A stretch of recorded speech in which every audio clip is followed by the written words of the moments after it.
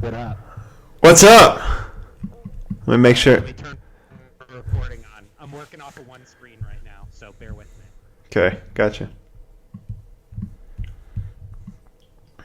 All right. All right, we're live. Me and Billy are back. Episode 54, Parker's MMA show. This is going to be our Thanksgiving mega recap. We've been out a couple weeks, so we got a lot to cover. We're going to try to do it as quickly as possible. So, Billy, without further ado, it is a Mike Tyson fight week. We haven't heard that since about Y2K. So, Billy, we got a lot of MMA and boxing to get into. Let's get started right away. Glover Teixeira is back in action again. The wily veteran fends off an early storm from Thiago Santos and gets the third round win via rear naked choke. What did you make of Glover still getting it done at 205 late into his career? I mean, that's super impressive, right? There's no denying that. The fight game is a young man's game, right? And this guy's 41. He's out there with a guy who I think both you and I had Santos when we did our light heavyweight rankings. I think we both had him number 2 behind Dom Reyes. Right. Back before Jan Blachowicz, the Polish power, won the title. Right. You know, Glover just went out there, and I mean, other than a few good early shots from Santos, it was domination, right? It was not a close fight. It was a very dominant performance from Glover Teixeira, and there's not many guys who can do that at 41 years old. No, absolutely. I mean, he got dropped, I think, early in the first and early in the second, and then outside of that, he pretty much dominated every bit of that fight. So, very, very impressive. But again, it's another one of these old guys, like we talk about Alistair Overeem all the time, that just keep hanging around and seem to keep getting better and better as as the new waves of fighters come in. They're still hanging around, and I think with guys like Alex Pereira, the Glory double champ in his corner, there in Connecticut, training with him, just keeping him sharp. I mean, that's a guy that knocked out Israel Adesanya in kickboxing. And for a 41-year-old Glover to have someone like that, striking with him on a day-to-day basis in a division that's basically mostly strikers, and just the ability, too, for him to kind of bring back the old-school ground and pound, wrestling. He's taking these guys down, controlling them, and just beating them up, and then we know how deadly he is in the submission game. So it's very impressive what he's doing at 41 years old. So that leads me to my next question. Do you think Glover should be next for that lightweight heavyweight or the lightweight title? I think he should. I think he's earned it. I don't think he'll get it. I think that we know the UFC. We know how this goes. Israel Adesanya is one of the biggest stars in the sport. Mm-hmm. To get him a second belt is a big money fight, and it sets up that Jon Jones Israel Adesanya light heavyweight title fight that everyone's been looking for. But Glover's earned his shot. I mean, he's 41 years old. If you think about it, he was a guy who never really got to fight in the UFC in his athletic prime. You're talking about a guy who came in, who fought Jon Jones 6 years ago on a 19-fight win streak, who has kind of had this career renaissance. I mean, guy's won 5 fights in a row. He's beat every top contender. He's not getting any younger. I mean, if this was purely a meritocracy and money didn't come into it, I think he would be next for the light heavyweight title. Unfortunately, this is a business. This is prize fighting. So I think it'll be Israel Adesanya, but I think Glover deserves his shot. I agree. I mean, I think for sure you and I both think Izzy's getting the next fight against Jan Blachowicz, but I mean, Glover's next in line. He's right there. So it's I think it's a matter of if he's going to take another fight in between then and now. But yeah, very impressive. So for Thiago Santos, obviously he had a huge layoff after those injuries from the Jon Jones fights, and then he gets beat up a little bit here and loses to Glover. So still a relatively young guy. Where does he go from here? Yeah, I think my thing with Thiago Santos is it demonstrated to me how much there's levels to this grappling game, right? Mm-hmm. Because Thiago Santos is a black belt in jiu-jitsu. And for Glover to do what he did on the ground to Thiago, I think just shows you that there's different kinds of black belts. There's different levels to black belt. And I'm not trying to take anything away from Thiago Santos and his jiu-jitsu game, but Glover really dominated him on the ground. And I think that's something where I think in this next camp, he'll really look at that and start to examine why that happened. The fight for me, I actually think it's booked already, Parker, but Alexander Rakic, the guy who just demolished Anthony Smith, two big athletic young strikers going at it in the light heavyweight division. I mean, to me, that's like an old school UFC light heavyweight matchup from back in the day when, you had Vanderlei and Rampage and Chuck Liddell and all these guys in that same division all looking to stand and bang. I mean, that's Rakic versus Santos for me. I would be very excited for that fight. Did they announce when that is? Or they're just saying it's for, let me see. Yeah, they say it's slated for March. So, yeah, I guess they are planning to book that already. So, yeah, I'm down with that matchup. Outside of that, I was going to say Dom Reyes, but I'm not. I think you can't go wrong with either of those matchups. So, but for me, I think Santos did answer questions about, the injury. He didn't seem like the injury really held him back. He seemed as explosive as he was before. I agree with you. I think there was just a lot, several levels below Glover when that fight hit the ground. So, any other fights on that card you wanted to talk about? Yeah, I want to keep an eye on this guy, Raoni Barcelos. Very crowded bantamweight division. We talk about it all the time. Mm-hmm. He won on this card. He beat Khalid Taha. He's 16-1 overall. He's 5-0 in the UFC. He was supposed to fight Merab after this fight, but ended up having to pull out. But I think we're going to see Barcelos in some ranked matchups at bantamweight, and he's a guy I kind of have my eye on as a potential contender rising up the ranks. All right. Well, that was it from that card. We're going to move on to the next one. So RDA had a fairly it was a close fight with Paul Felder, but he won it across all three judges' scorecards. So RDA... No. Wait. Don't forget the horrible split decision of the guy who gave it for Felder. Oh, I missed that. Did that happen? Yeah, one of the judges gave that fight to Felder, and I agree with you. It was a shutout by RDA. Wow. Well, that's amazing. Anyway, so RDA shuts out Paul Felder, and Paul Felder took the fight on what? A week's notice? Not even? Yeah. 2 weeks or so? Yeah, so I don't know. When fights like this, there's not... I don't know. I look at him differently because it's obviously not the 100% Paul Felder, and we know what he's capable of. We've seen him in there with some of the best guys in the division. But what did you make of the fight? I think, nothing against Islam Makhachev and nothing against RDA, who I think is one of the best lightweights of all time. But Islam Makhachev against Rafael Dos Anjos doesn't really do it for me. No, not at all. If you look at this as a fight night, it's one of those cards that I think you and I probably skip, probably take our wives out to dinner and, catch it in the morning or catch the replay and are happy about that. Paul Felder made me care about this fight. Mm-hmm. His willingness to kind of take this fight on short notice, to test himself against one of the best guys in the world, test himself against an all-time great. Obviously, we're very familiar with Felder from not only his career in the UFC, but as a commentator and as a personality in this sport. Mm-hmm. He made me care. I thought in terms of the actual fight in the cage, I thought RDA looked really great and pretty incredible in his return to 155. Paul Felder's not an easy guy to dominate.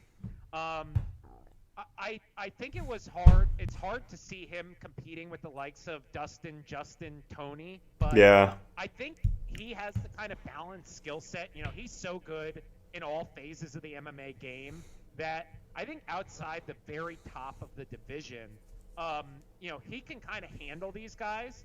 And Paul Felder's just never in a boring fight. Yeah. I mean, never, ever in a boring fight. So it was really compelling. It was really exciting to watch. And, it's just a question for me is like, RDA back to the point where he can handle the elite lightweights, or is he kind of becoming the gatekeeper of the lightweight division? Yeah, so that leads me to my next question. Where do you think RDA goes from here at lightweight? I thought the Conor call-out was really a wasted opportunity. Yeah, super bold. Very, very clear that yeah. he's gonna fight Dustin Poirier next, which is obviously official now. I would have gone hard after Michael Chandler. I agree. RDA. I mean, Michael Chandler came out and said he was looking for bigger things when RDA asked to fight him.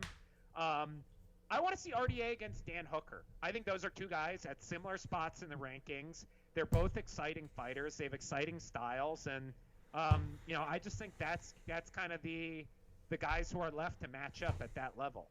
Yeah, I agree. I think the Conor call-out was a total waste.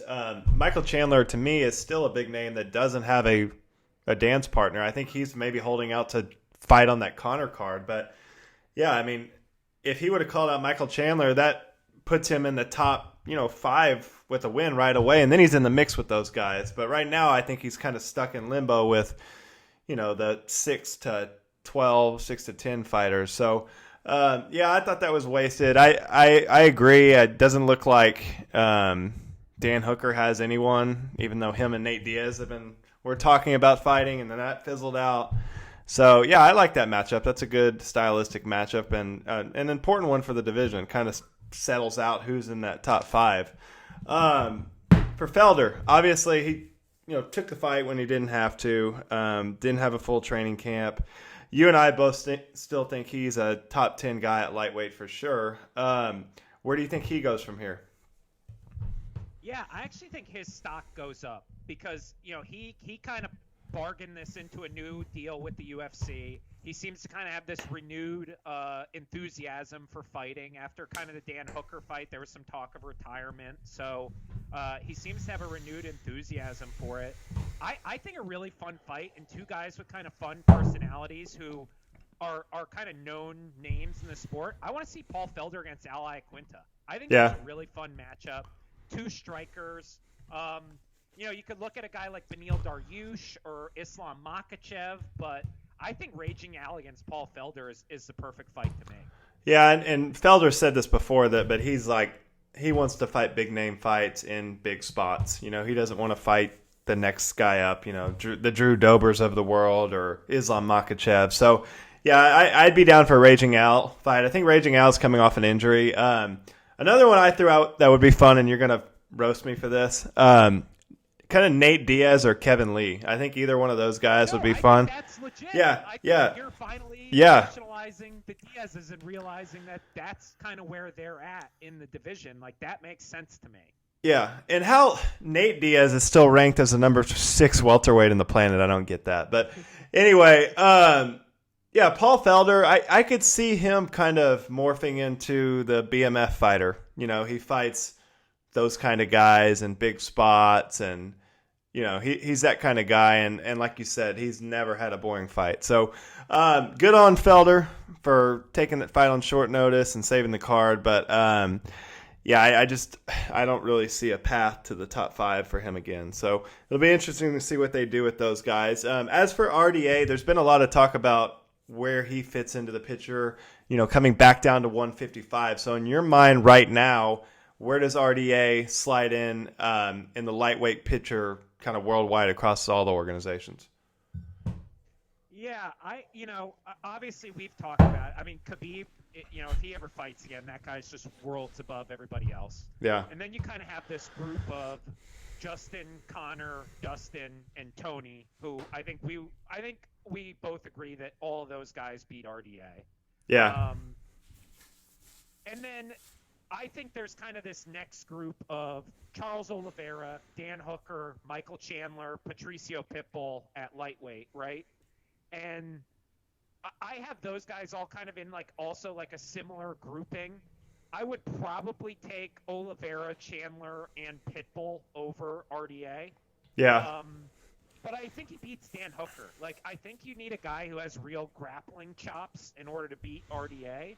And I just don't think Dan Hooker can do that on the ground. So I think he's going to beat him. I think those other 3 guys are probably too good at wrestling and too good on the ground for RDA to handle. Yeah, I ranked my top 10. I agree with you. I had Khabib number 1, Justin number 2, Conor 3, Dustin 4, Tony 5, Pitbull 6. Then after that, you have Chandler, 7, Dan Hooker 8, RDA 9, and then Charles Oliveira rounds out the top 10 at lightweight. In my mind, wow, the Doe Bronx disrespect well, is very real over there. We'll see after Tony melts him in a couple weeks here. All right, so outside of that, any other fighters you want to shout out or impressed you on that card? Yeah, I mean, we both feel it, right? Yeah. The slog of these fight nights is kind of getting brutal. There's not a whole lot going on the undercards of these, but a guy who I was really impressed with, Chaos Williams. I mean, he's looked unbelievable since he got to the UFC. He destroyed Abdul Razak Al Hassan, who is a very tough guy, and now he gets matched up with fan favorite of the pod, at least. This is gonna be awesome. Oh my God! I mean, talk about that is a fight that, like, when my casual friends are like, "Go watch what MMA fight should I watch?" That's when I would show them, because those guys are gonna go absolutely wild in the cage, in my opinion. So I'm very excited for that, and very excited for Chaos Williams. Yeah, I agree. He looked really, really good, and that knockout was vicious. On a year that we've had some crazy knockouts, that was a devastating knockout. So, and the dude's sharp dresser. I saw him on, I think it was ESPN, and I thought it was Roy Jones Jr. He looked like Roy Jones Jr. in his prime. He was looking fly, looking good, talks well. The window pane suit. Oh, smashes people. Yeah, so Chaos Williams and our guy, Joaquin Buckley. Those are two guys to keep an eye out. All right, Billy. I'm going to let you cover Bellator here, so have at it. You want to introduce topics for me, and I'll give my thoughts? Yeah, so Corey Anderson was back, got his win in the Bellator debut. So what did you think of his performance? Yeah, I mean, he looked great. It's a KO win. It's against Melvin Manhoef, who's, 43 years old, who's fought like 80 fights. Yeah. He's just extremely washed. But, Corey Anderson doesn't knock a lot of people out and looked good, so that's good. I think, it's pretty clear that he should fight next for the title for me. I mean, I think Vadim Nemkov is one of the best light heavyweights in the world. I think Corey Anderson has kind of a point to prove after his loss to Blachowicz. And, we talked about it, but there's just not a lot of wrestling talent in that division. Corey Anderson is a stellar wrestler, and I'm interested to see. I think Nemkov has good takedown defense. I think he's a pretty good grappler himself, but I'm interested to see that matchup, because I think it's kind of a contrast to styles, where Nemkov is going to want to kick. He's going to want to keep it at range, and Anderson's going to want to fight a very grinding fight, the way Corey Anderson usually fights. And so, I was glad to see him get a win. So often these free agent signings for Bellator just go so poorly. Right. So it was good, but I don't think we learned a whole lot necessarily, and I think we need to see him fight for the title in a relatively shallow division in Bellator. Yeah, and then Emmanuel Sanchez picks up a win over Daniel Weichel, over 5 rounds. Any thoughts on that? It was not a close fight, and this was a rematch. It's part of their featherweight Grand Prix over at Bellator, which is now restarted. I mean, Sanchez looked way better than he ever has during his career. He's a guy who, we've seen fight a few times. He's fought Juan Archuleta. He's fought Henry Corrales. He's fought Pitbull. And he lost to Weichel the first time that they fought. And this time he pitched a shutout. I mean, he destroyed Daniel Weichel over 5 rounds. And I'm excited to see him match up with Pitbull. I think, he's going to provide some problems. I think his volume is – he's definitely a volume striker these days, and he has great variety on his strikes. So, definitely a guy that I have my eye on. And then Pitbull picks up another KO against Pedro Carvalho. Any thoughts on that one? Yeah, this was a total mismatch. Yeah, just a murder. Yeah. But you could see Carvalho hit him with like I think it was like a 1-3 combo or a 1-4 combo. Very early on in the fight, and Pitbull just kind of nodded his head like, oh, okay, like that's, how soft you hit, basically. Yeah. And just gave him no respect for the rest of the round until he knocked him out. He looks as good as ever, man. Yeah. He looks as good as ever. I'm hard-pressed with thinking that there's many 145ers in the world that are better than Patricio Pitbull. Yeah, so that was my next question. You think Pitbull is the best 145er on the planet right now? I don't know that he's the best 145er in Bellator. I mean, we'll get to this, but man, AJ McKee, I mean, that guy looks more and more impressive every fight. I mean, Derrick Caldwell is one of the best grapplers in all of MMA, some of the best wrestling credentials. McKee let him take him down, brought him in his guard, submitted him in about 90 seconds. I mean, I really want to see AJ McKee against Patricio Pitbull, but if you look at, the Bellator, Patricio and McKee against, well, I think we can kind of agree the top three at 145 in the UFC is Volkanovski, Max Holloway, and Brian Ortega. I think those are all 50-50 fights. There is not, of those five guys, there's not a clear guy who I'm like, he's definitively better than the other five. And that's a big deal for Bellator because Pitbull and McKee are homegrown guys. They're not free agent signings. Scott Tucker groomed these guys into the champions they are today. And I think they could easily be considered top 5 featherweights in the world. So that was the second round of the Grand Prix, right? So it's a little weird. Like it was thrown off. So it was the quarterfinal, but AJ McKee's win over Caldwell was the semifinal because when coronavirus hit, McKee had already fought his quarterfinal matchup. So Pitbull will fight Sanchez for the right to fight AJ McKee in the final of the Grand Prix. Okay, got it. All right, and then let's move on to AJ McKee. So AJ McKee subs Darrion Caldwell in the first round. Your thoughts on that fight? I've never seen that submission before in my life. Yeah, what do you even call that? Submission?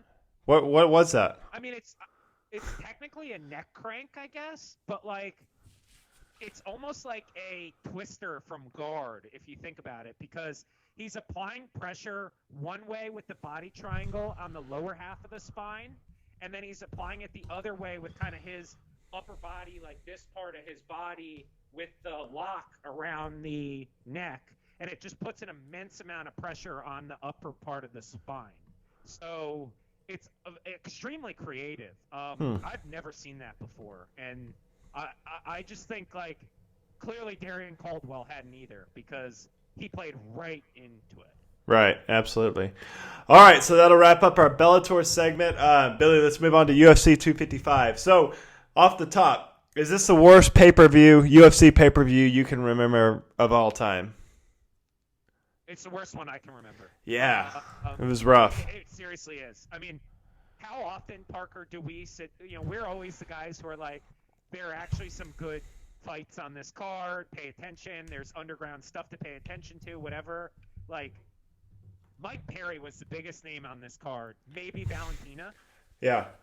I was nodding off during the Valentina fight, 100%. I was like, "What the fuck? Let's get some action or get a knockout or something." But it was brutal. But I will say, the prelims were awesome. I thought the prelims were awesome. I was more into the prelims than I was the main card, and that rarely ever happens. Can we never have Caitlin Chookagian on a main card of a pay-per-view ever again? I mean, Caitlin Chookagian against Cynthia Calvillo, no offense to these girls who, fought hard and trained hard for this, but, as a fan, as a spectator, it's one of the most boring fights I've ever seen. There was never a moment where I thought either of them was in danger. There was never a moment where I thought either of them was, even really getting hurt. It was just it was almost like a sparring match. And, then you have another situation where, I don't want to see Shogun Hua tap to strikes. I mean, yeah, it was horrible to watch. Yeah, that was brutal. That was not good. I said I spent time watching these fights, if we're being honest. Yeah, that was rough. I think you had 2 title fights, but that was one of the roughest pay-per-views I can ever remember purchasing, period. But like I said, the prelims were awesome. You had Joaquin Buckley again with a vicious knockout, just pulverizing Wright. That is brutal how athletic and powerful and explosive that dude is. He's going to be a big problem in that weight class. And then The Marino versus Roval fight, that was fun while it lasted. Roval, unfortunately, separated his shoulder. And I think, did he tap or what happened? Yeah, it was like a verbal tap. I mean, it was like one of those things where like you hear him scream in the cage, and it's like clearly like his arm is limp. But yeah, but that was fun. Yeah, flyweight is super fun right now. Happy. Yeah, against D-Rod, Daniel Rodriguez, who will be coming on the show here in the next couple weeks. That was a fun fight. Two tough guys. I don't know. I thought D-Rod won that fight, but that was just me. Maybe I'm just playing favoritism because he's coming on the podcast. But I had it 2-1 for Dalby, but yeah, it was close. It was close. It was a good fight. It was very entertaining.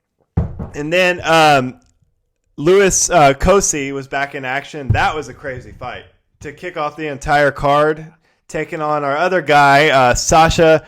I'm gonna butcher this. Palatnikov,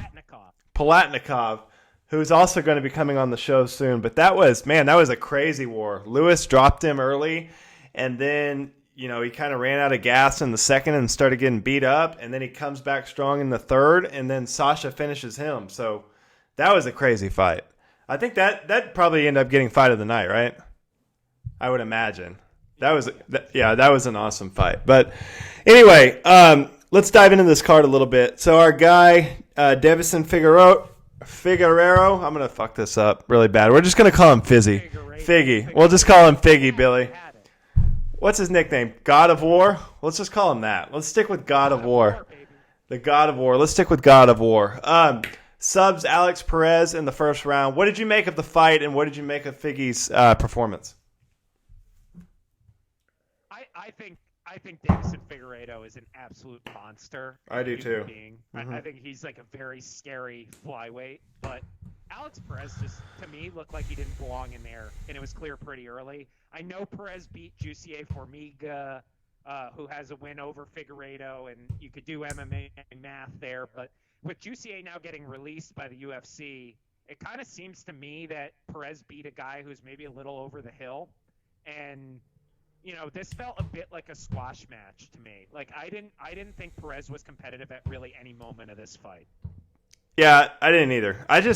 There's something about the God of War that's just like, I don't know. He's got this air about him where he just like, you get a feeling that he's just going to finish the guy like immediately. And he walked in that cage. I was like, this isn't going to end well, and this is going to be very, very quick.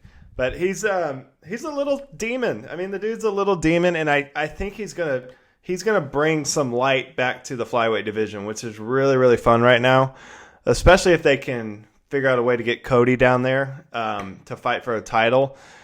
It's really fun right now. And this Moreno guy, too, that fought a couple fights before him on the prelims he's a fun fighter, too. So I'm really looking forward to that. We're going to talk about that shortly. But, yeah, just another great performance. I think Figgy's just good everywhere, and he's got just so much power for this division. So, all right, I think it came out today or yesterday that Moreno and Figgy are going to make a quick turnaround. I think it's the quickest turnaround between a champion and a contender ever in UFC history. So about 21 days from now, they're going to fight on December 12th. And what do you make of the quick turnaround?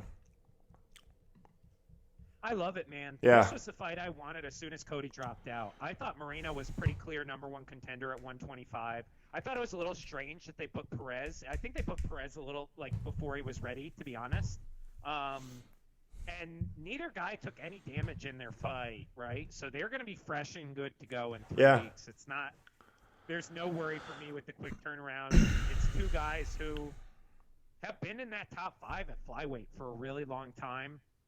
And I really like Brandon Moreno. I think he's going to be really competitive with Figueredo. I think he's a really, really good wrestler. I don't think Figgy's fought anyone who has the grappling credentials that Brandon Moreno has, and I'm interested to see how he handles that, because I think if he can't be super explosive with the striking, it becomes a question of what does he go to next, and that's an interesting question for me as a hardcore fight fan. So, with the quick turnaround, do you have any concerns on Figgy's weight? No, I actually think it's better because he obviously made the weight cut. He's in shape. I mean, that guy looked phenomenal. Yeah, walking into that shredded, cage. shredded. And I think it's just like easy when you've been dieting and, doing the cardio and doing, sauna suits and all that kind of stuff ahead of time. Like, I think he's just going to kind of be able to maintain and make the weight. So I'm not worried about it. I think he's got it under control. All right. So for our guy, God of War, what do you think another title defense does to his stardom right now? And is he the next big star in Brazil? Obviously, we've grew up with Brazilian star champions all throughout the history of MMA, but there's been a gap the last couple of years where we don't really have one. We've got Amanda Nunes, but we've got no male champion. So, do you think he's the guy to fill that void? Yeah, I think. I don't want to get too much into like thinking about the global landscape of our world right now, but when you look at a situation where it looks like we could have a vaccine, Q1 or Q2 of 2021, you're probably talking about having pay-per-views around the world with fans next year. You're talking about potentially going down to Brazil again. I mean, Brazilians, if nothing else, love champions, and they're just rabid for MMA. I mean, you think about how crazy those crowds are, even for MMA fights, even for fight nights, right? And so to have a legitimate Brazilian champion, I think will really go a long way in terms of Figueredo becoming a legitimate star with Brazil. I think the thing that's going to hold him back is the weight class. I think there's just something about flyweights that doesn't resonate in the United States or Europe. And then the language barrier, right? Like that's a tough one. English, I think it's hard to become a legitimate star. But in Brazil, I think he really has a chance to kind of take the reins from like a Jose Aldo as one of the biggest stars in Brazil in all of sports. Yeah, I agree. All right, so for God of War, he's now had 3 championship fights, 3 finishes. If he defends his belt again on December 12th against Moreno, is he your front runner for Fighter of the Year? Has to be, right? Yeah, I think so. Who are you going to give it to? I mean, I don't know how you could give it to like Khamzat Chimaev over or Kevin Holland. Those guys that aren't defending titles. Those would be the only 2 that come to my mind right away. So. Yeah, he's no question, actually. Yeah. The only guy who you might think about, I guess, would be like Israel. Yeah. Maybe. Yeah. But I think if Figueredo gets 4 championship fights and 4 finishes, I mean. Yeah, that's crazy. I don't know if that's ever been done in the history of the UFC. Yeah. Yeah, it'd be pretty awesome. All right, for Alex Perez, you mentioned you thought it was maybe a little soon for him to be fighting for the title. Where do you think he goes from here? I think they have the ready-made matchup. Brandon Royval. I mean, they snap that shoulder right back in the octagon, give that guy a few weeks to heal. And, yeah.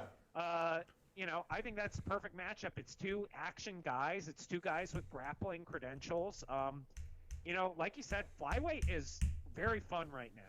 These are action fights, every single one of them, and I think Royval against Alex Perez is the perfect fight to make. Yeah, for sure. All right, let's get into one of our favorite fighters, the Russian spy, Valentina Shevchenko, defends her 125 belt against Jennifer Maia in somewhat a boring fashion. Billy, what did you make of this fight? Yeah, I think more than kind of it being boring, like the thing that was on my mind throughout this is that was kind of the closest fight we've ever seen Valentina have at 125. Yeah. Like everything else she's done at that weight class has been extremely one-sided. Neither fighter was really in danger, and it was really about kind of like controlling the clinch, controlling the closed guard. There were numerous times where the ref was calling for action, but Jennifer Maia took a round off Valentina on all 3 scorecards. No one else has taken a round off Valentina Shevchenko at 125. So I think you got to give credit where credit's due in terms of Maia being able to, at least on the ground, really hold her own with Valentina Shevchenko. Yeah, I think this was just a step down from her, what we expect of Valentina Shevchenko. You expect the Jessica Eye head kick knockouts, the dominant, striking displays. I think every now and then when you're a champion at her caliber and level, and not to mention I think she was coming off a torn MCL, you're going to get dud fights. I mean, not every fight is going to be highlight reel knockouts, especially if you're going to stack up a long, long title reign like we think she will in that weight class. So, I just think it was kind of an off fight. There might have been a little ring rust, coming back from the injury. To me, she just looked a step or two behind from her normal self. But at the end of the day, she still won, a cruise to a decision, taking 4 rounds to 1. But, Jennifer Maia was tough. She put up a tough fight. But I'm not going to look into it too much for Valentina. I think she even talked about the fight. I think she said she wanted to get back in there again before the end of the year because I don't think she felt great, about the performance or how it went. But so for Jennifer Maia, where does she go from here? I'd kind of like to see the rematch with Caitlin Chookagian. I know we kind of ripped Chookagian. You ripped her. Being kind of boring, but they fought on the BMF title card. A little over a year ago. They both put together really solid resumes at 125, and I feel like Maia has improved since then, and I feel like what we saw out of Chookagian in terms of her grappling and her fight with Antonina Shevchenko, I'd kind of like to see what she would do with Maia, because I think Maia would be able to take her to the ground. I think Maia would put her in some dangerous positions on the ground, and I want to see if Chookagian can get up and defend herself. So that's the fight to make for me with Jennifer Maia. Okay, and then what about Valentina? Ideally, and Valentina called for this, I want to see Lauren Murphy against Jessica Andrade in a fight for the number 1 contender spot. Lauren Murphy's won 4 straight at that in that weight class. Jessica Andrade obviously just KO'd Caitlin Chookagian. I want to see that. I want to see that fight, and I want to see the winner of that take on Shevchenko. But I think they're just going to give it to Andrade, which I'm totally fine with. I will say I'm really not ready for the Nunes trilogy based on what I saw on Saturday. Yeah, I agree. I think it's got to build a little more. We've got to get some steam behind Valentina again after a performance like that. And I think Jessica Andrade is a perfect person to do it. She's going to push the grappling, try to make it a dirty fight, try to push the pace. And I think Valentina picks her apart. I really do. But you look at Jessica Andrade outside of, she's pretty much lost to the best women on the planet, Rose, Joanna, and Weili Zhang. So that's I would like that fight. She's a very strong woman for 125. So it's interesting, but I agree. I'll want to see 1 or 2 more before we build back up to that Amanda trilogy. All right, Billy, any other fighters you want to talk about off this card? Got to talk about Joaquin Buckley. Yeah, we got to get for sure. Shine. Sure. That guy is, first of all, for a middleweight who weighed in at 182 and a half pounds, that guy looks freaking huge when he gets in the cage. Best body in the UFC, I think. He's oh my God. Giving Paulo Costa a run for his money. That guy is absolutely shredded. And, people forget because the guy's now had 2 knockouts in a row, and one of them is probably the most viral knockout in the history of the UFC. But, this guy, Kevin Holland knocked this guy out earlier in the year. And 2 fights ago. That seems like a distant memory. Yeah. It seems like it was a different time. So the guy gets a knockout against an undefeated middleweight, gets another scalp of another prospect, and just the promo he cut in the post-fight interview, calling out James Krause, saying he wasn't going to say his name, saying, you Google my name, he's the only one talking, they're from the same town.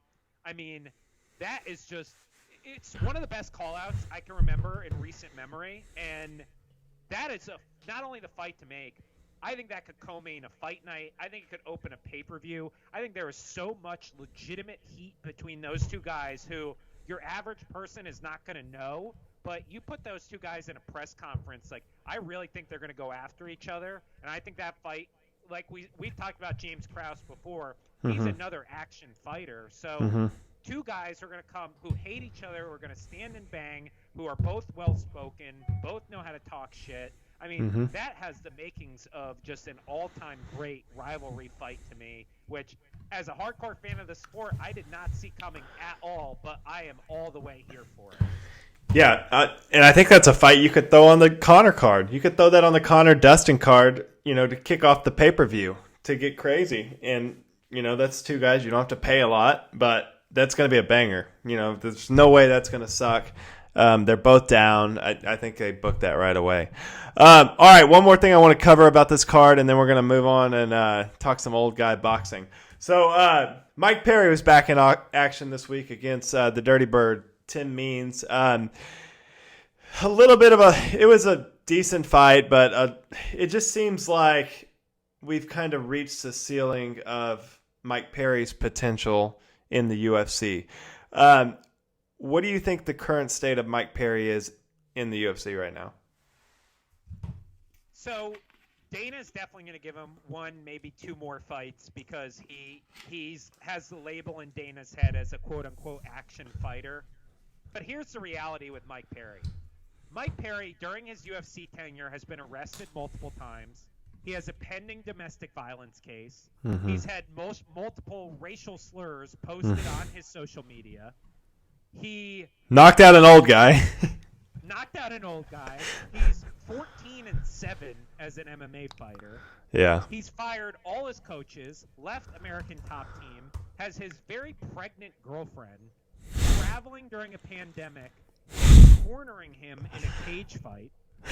I mean, I can't look at this as if I was a promoter and say that's a guy that I want to be in business with. There's so many red flags.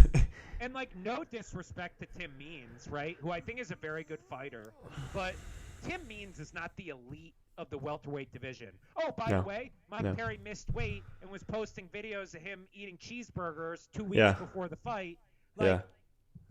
I just, at some point, you have to sit there and say, this guy's unprofessional, and, the juice isn't worth the squeeze because he's just not a great fighter. He's a good fighter. He's certainly a UFC caliber fighter, but if you're not going to treat it like a professional sport, there's 100 other guys who can do what Mike Perry does, and I just wonder, if he's kind of overstayed his welcome at this point. That's what it feels like to me. It's like we've seen the heights of what Mike Perry can do, and I think it only gets worse from here. I really do. So, I wasn't overly impressed with Mike Perry because you know what he can bring to the table if he's focused, if his mind's right, if he's there. But I didn't see that. I saw the Jake Ellenberger knockout. I mean, no exaggeration. The Jake Ellenberger knockout is one of the best knockouts in the last 10 years of the UFC. Yeah, it seriously is. Yeah, but we're not looking at that guy anymore. That guy was getting trained by Mike Brown and Steve Mocco and Dan Lambert. Yeah, this guy has his girlfriend in his corner. It's just not. It's clearly, and he looked bad, getting in the cage. He did not look in shape. He did not look like he'd been training. He didn't look like he'd been working. It's bad. I agree with you.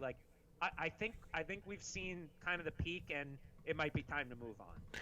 Or someone needs to sit him down and talk to him because this is not going to end well at all. Period. All right, Billy. Let's get into my favorite thing to talk about. Old guy boxing, back in action. 50-plus-year-old Mike Tyson and Roy Jones Jr., 15, 20 years removed from their prime, are going to fight this weekend. So, Billy, what the hell is going on this weekend? What can we expect? Who knows? You want my honest opinion, or you want me to try and hype the fight? No judges. No winner, no knockouts, 8 2-minute rounds. If somebody gets cut, the fight gets stopped. I think if somebody gets knocked down or somebody swings a little too hard, the fight might get stopped. It's a quote-unquote sparring exhibition, not a fight. I mean... What does that mean? Why? I don't know, Parker. To me, as an educated fight fan, I look at this and I'm like, this is a one-way ticket to disappointment, right? This is something that we're all going to get hyped up for because it's Mike Tyson. We're going to watch KOs of him when he was 19 years old. And, it's just not – it's just not him, right? So here's my question to you. Why in the world would anyone sign up to watch a Mike Tyson fight if he can't knock people out? The guy's not like a brilliant technician. It's not like, GSP or Anderson Silva where his technique is so beautiful. Like, he has an uppercut from hell that puts people to sleep. That's the appeal of Mike Tyson. Yeah, I don't get it. I thought this was billed, and, you had Mike Tyson come on Rogan, and he's seems to be under the impression that this is a real fight. And then this last week or so, I started hearing circulations about, no, this is just going to be like a glorified sparring match. They may have headgear on. They may not have headgear on. We're charging $50 for a pay-per-view. Like, what's the point? If they're going to fight, let's fight, or let's just come out and say it's a sparring match. I don't know. It's weird. This feels like someone coked out at the bar came up with this idea and wrote it all down on paper, and they're just rolling with it. Like, what are we doing? Roy Jones Jr., I mean, you say what you want about Mike Tyson, who's in his 50s, right? Roy Jones Jr. was, at one point in his prime, one of the best pound-for-pound boxers we have ever seen, period.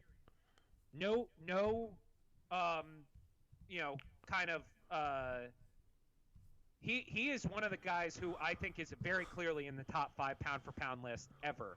And he hasn't had a chin in years. In 10 years. Out by guys who couldn't hold his jock strap in his prime. He's gotten KO'd by them, in his last 10 or so fights. I mean, you remember that string of fights where it seemed like Roy was getting knocked out every single fight, and it was like brutal to watch if you were a Roy Jones Jr. fan, and people had to basically beg him to stop fighting. I just have no interest in this. None at all. Yeah, it's weird. I'm gonna watch it, Billy, but it's just really, really weird. It's really confusing. You've got Logan Paul and Nate Robinson in the co-main event. Like, I don't get it. I mean, Logan Paul should have just put this on his YouTube channel and just broadcasted it to the masses and said, "Hey, this is veteran sparring." I'm like, I don't know. It's gonna be so weird.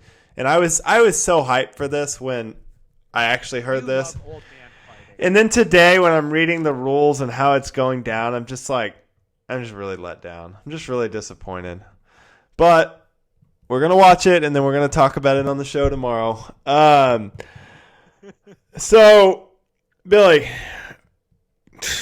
outside of the main event, are you excited for any of the fights on this card? Here's my thing. Here's what I will say about this pay-per-view. I actually think the undercard is pretty good. Like, I think there's definitely entertainment to be had there. So, the fight I personally have my eye on, Fortis MMA's Rashad Coulter, former UFC guy. I know you absolutely love this fight. Most famous for his UFC fight against Chase Sherman. Great fight. On the Stipe against JDS pay-per-view. I believe it's UFC 211. In Dallas, wasn't it? Yeah. Yeah, I was there. Great fight. Very interested to see if he can make a living boxing. But another guy, Badu Jack, who is a legitimate heavyweight or a legitimate championship caliber boxer, who's a Floyd Mayweather guy. He's on there. I mean, that's a great fight too. And then I'll let you talk about what you're most excited for in the co-main event. But I think the undercard is way more exciting than the main event. I think Nate Robinson's KO and Jake Paul or Logan Paul or whatever Paul is fighting. Yeah. I can't wait. Yeah, it's gonna be weird. Paul, I believe. But Stylebender on the call, so that should be entertaining. Little MMA crossover there for you. All right, Billy, let's get back to talking what we're good at, what we're paid the big bucks to talk about here. We got Curtis Blaydes in action, taking on one of our favorite, the Black Beast, Derrick Lewis. This is a big fight at heavyweight. So what do you expect from this fight, Billy? I mean, I'm turning off the real Mike Tyson to watch the Mike Tyson of MMA, Derrick Lewis, baby. Yeah. Like, that's my guy. I mean, this is the ultimate contrast to styles, right? Yeah. Blaydes is going to look to take Lewis down. He's going to try and hold him for 25 minutes while he lands punches and elbows in his guard, use his wrestling to control, and land the ground and pound, and hope he can knock him out on the floor. Right. And as we've seen, it doesn't matter if it's the first minute of the fight or the last minute of the fight. Derrick Lewis has freaking dynamite in those hands, and he is going to try and land that one haymaker shot and put Curtis Blaydes' lights out.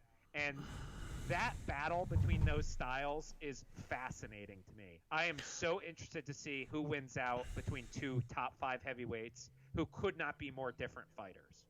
I agree. And I think very highly of Curtis Blaydes. I think once this older crop of heavyweights are gone, Stipe, Overeem, I think Blaydes is a guy that could hold down this division for the next, 5 or 6 years.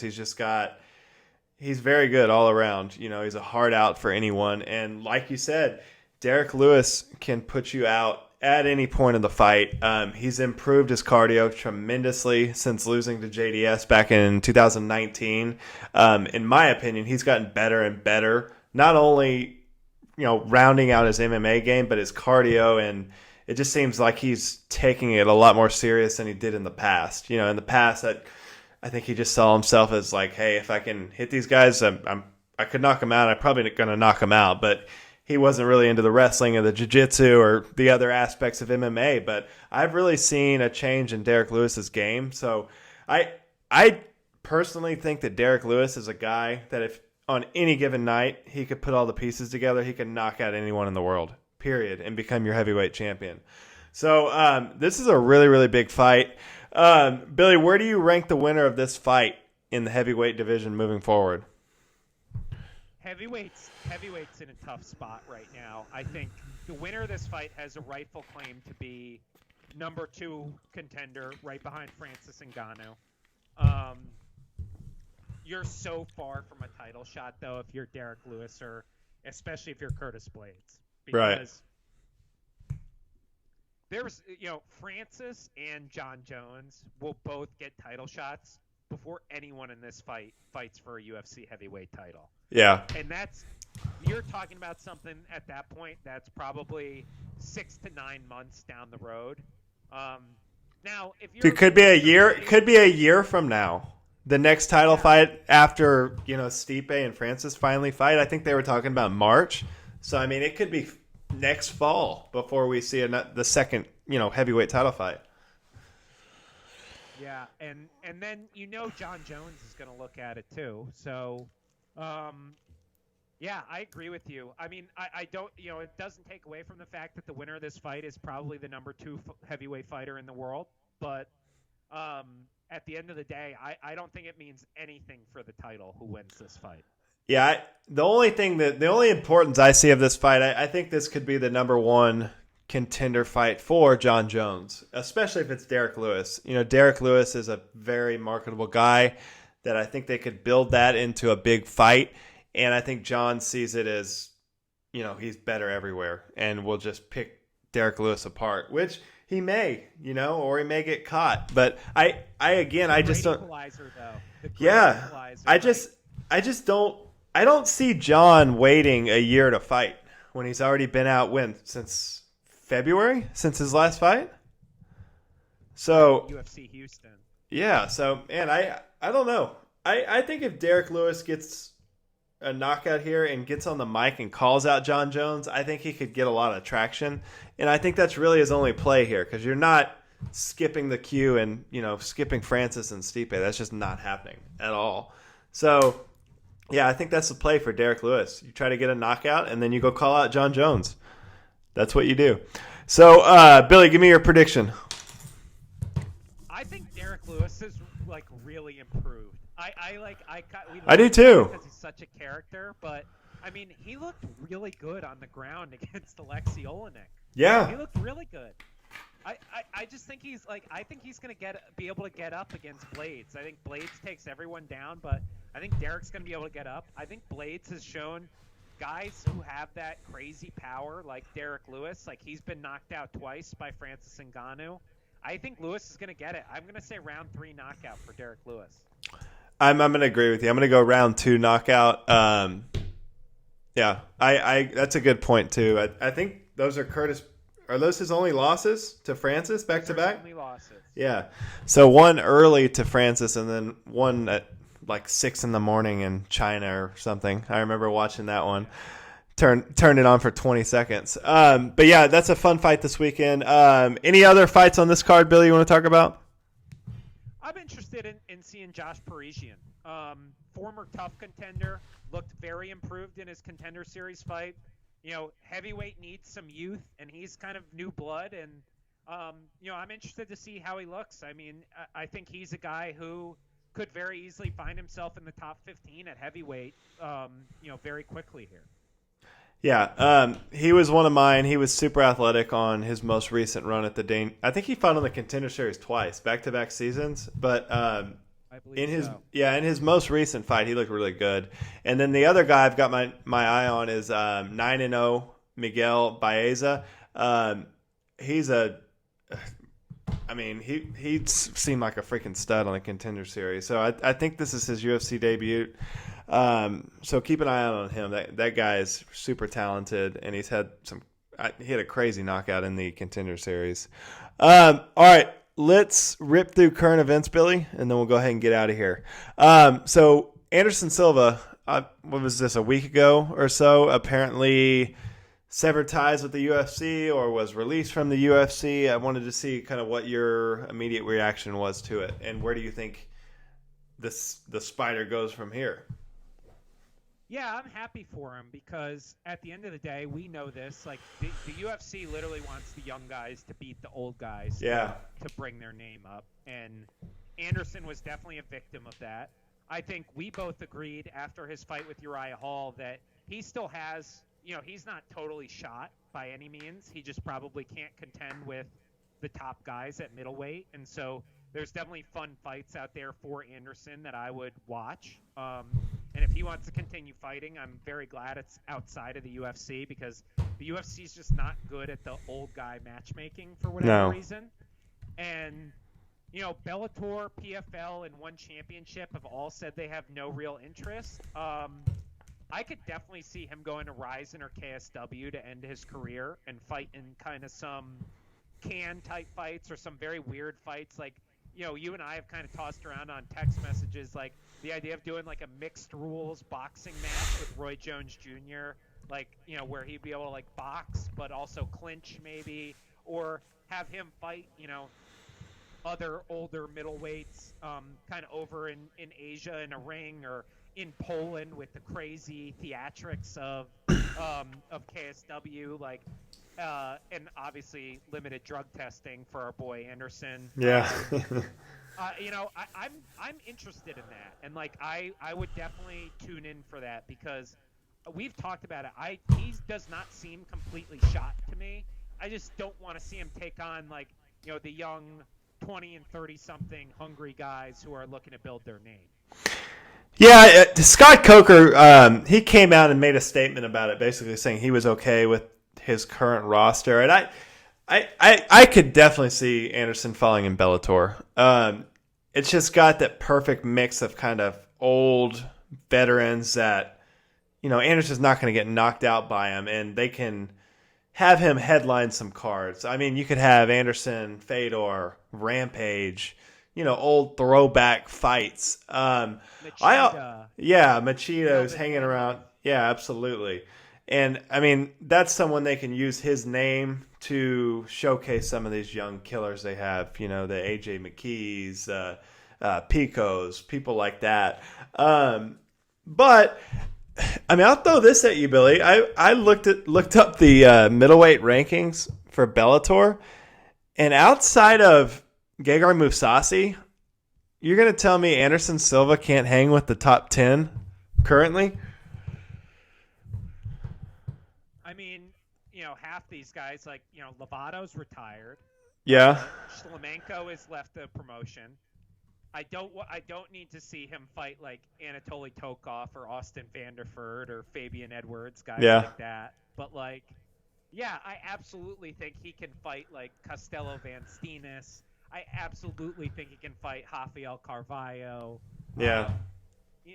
I even think there's some fun kind of legendy type fights at light heavyweight for him. Yeah. Who's still there at light heavyweight? Chael's still there, and Rampage and Wanderlei. Is still there. I don't know what Vanderlei is doing. Yeah.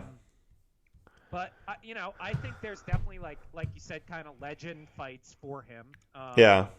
At some level, but I also kind of think I think Anderson is very expensive for what he brings at this point. If you're a Bellator, right? And I think Bellator is trying to get away from just being the place where you go when the UFC's done with you. Right. So, I don't know if it's like the direction that Scott Coker wants to go. I mean, realistically, I really want to see him go to Japan because I think the ring is just perfect for Anderson. Yeah. So, and I think they could get him matchups that are very favorable for him. So they just feed him circus clowns from Japan, and he starts head kicking people into oblivion again. You would watch that? I would. I'd watch him fight Gabby Garcia. Let's go right now. All right, so let's move on to Khabib. Dana, in typical Dana fashion, is adamant that Khabib will fight again. Khabib refutes it, and then I think yesterday tweeted out that he'll see Dana soon. So what's going on here with the Khabib situation? Before we get into that, isn't it a little funny that Dana's like favorite line is, if you start talking retirement in this sport, you should really do it because this is a sport you need to be all in on. And Khabib is like, I'm retiring, and Dana's like, no, not like that. No, it's not happening. Yeah. But I don't think he's coming back. I mean, I trust Daniel Cormier is like always right about Khabib, and he's been very adamant that Khabib is not coming back. I think Dana promised someone in Abu Dhabi that he would get multiple Khabib fights, and that's why the whole Fight Island thing came together. And now it's, now that Khabib is retiring, it's a little up in the air, and I think Dana is now trying to figure out how he can reconcile the situation. But I just don't see it. I mean, I would put it at like 10 to 20% that Khabib comes back. I think it's 60-40. He stays retired versus fights again. And I think, eventually, before January 23rd, they're going to have to say whether he's retired, right? I mean, you can't go into the McGregor-Poirier fight and still have Khabib as your champion when he's retired. It's like, what are we doing? You're going to have to make an announcement soon. So, yeah, I don't know. It's a weird situation, but it's going to move quickly. I mean, we're into December. That fight's right around the corner. So let's move on to that fight. Conor McGregor versus Dustin Poirier 2, official, going down January 23rd. Location not announced yet, but it looks like it's leaning towards Fight Island. So, Billy, your initial... Abu Dhabi or Fight Island? Yeah, well, same thing. Try to correct me, Billy. I'm all over this shit. All right, so it's official. No, they announced the location. That's what I'm telling you. Oh, they did? Okay. Yeah. All right, so initial thoughts on the rematch here. Obviously, Conor didn't get to have much of a season. We're basically going to be at a year before he fights again. Dustin, has been working his way back towards the top after getting submitted by Khabib. So, what are your thoughts of this fight, and how important is this fight? Yeah, I think this is, first of all, an incredible stylistic matchup. I think these are two guys who are at the absolute top of the absolute best division in MMA. I think these are two guys who are very intelligent, smart technical fighters who can finish you at any moment. Good everywhere. Action fighters. They both go for the finish. I just think there's no way that this fight sucks. Yeah, absolutely. Absolutely. My second thing, in my opinion, and we'll see what comes out of the Dana-Khabib meeting, and that's maybe why they're waiting on it, but this should be for the vacant title. 100%, yeah. This is the perfect title matchup for that division. I agree, yeah. And then the third thing is, I've seen so many people count out Dustin Poirier in this fight. And it is so disrespectful to judge that guy from 6 years ago, the last time they fought at 145. Yeah. Dustin Poirier is like a completely different fighter from that guy. And he is game as anybody. He's good everywhere. He's beaten the elites. I mean, I think he's going to give Conor real problems in that cage. And I think put some respect on Dustin Poirier's name. Yeah, I agree. I mean, I think both of the guys have come a long, long way since that fight. But if you look at Poirier's record since the McGregor fight, he's fought 1, 2, 3, 4, 5, 6, 7, 8, 9, 10, 11, 12, 13, 15 times since he fought McGregor. And it's all, top 5 competition at the time at both divisions. So I agree with you. I say this all the time, but I think Dustin Poirier is one of the best all-around fighters on the roster, period. And in my mind right now, I'll be interested to see how the odds come out. But I think it's a 50-50 fight. I really do. I think this could go either way. I see scenarios where both guys could win. But I'm pumped. Conor's back. Dustin's back. And hopefully what will be a title fight. 155 is going to be just banging at the beginning of the year. So, all right. So that's booked.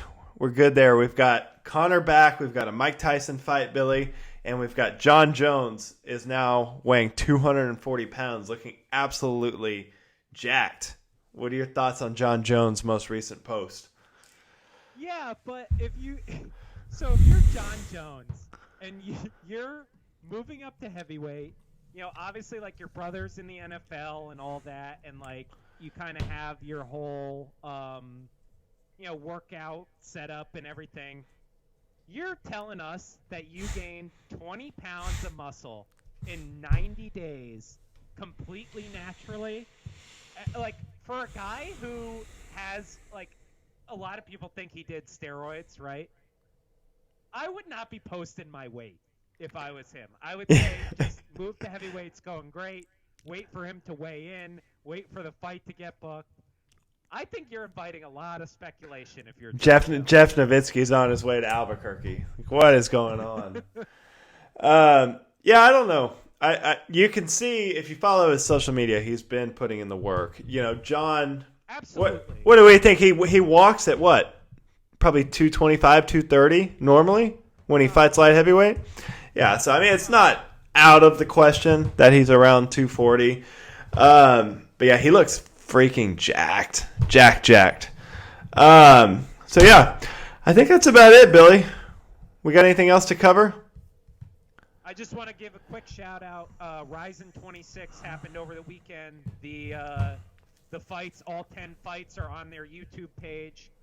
Great featherweight title fight at the top of that card that I highly recommend people check out. I think it's a great moment to check out some Japanese MMA and super exciting fight. So I would definitely give that a watch. All right, well, sweet. We've been on a hiatus, but we're back. We did about an hour in 10 minutes, Billy. Parker's MMA Show, like always, subscribe, share, do all that good stuff. Check out Billy's articles he's been writing. Tune in. We've got some upcoming interviews lined up for the next couple weeks. So we'll be putting out a lot of good content now that we're both in town for a little bit. So any closing words, Billy? You good? What are you most thankful for in MMA? It's Thanksgiving week, Park. Mike Tyson's fighting again. I can't wait. I'm so happy. All right, we'll check back in next week. Everyone have a lovely Thanksgiving, and we'll see you next week. Adios. Adios. Bye.